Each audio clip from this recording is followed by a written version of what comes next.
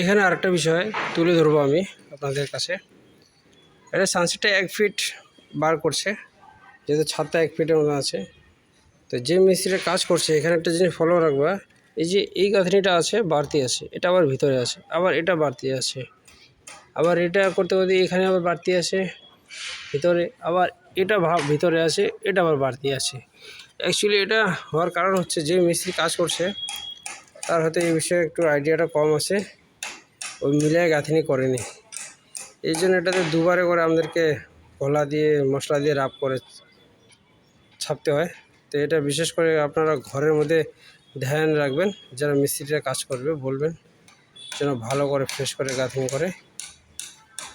ও আপনার অসুবিধা হবে না, ওনারই অসুবিধা হবে কাজ করতে পরবর্তীকালে। উনি যদি নাও করে থাকে, অন্য কেউ যদি আসে তারও অসুবিধা হবে। বলে দিলাম আর কি। আপনারা যখন ঘর বানাবেন অবশ্যই নজর রাখবেন। ধন্যবাদ।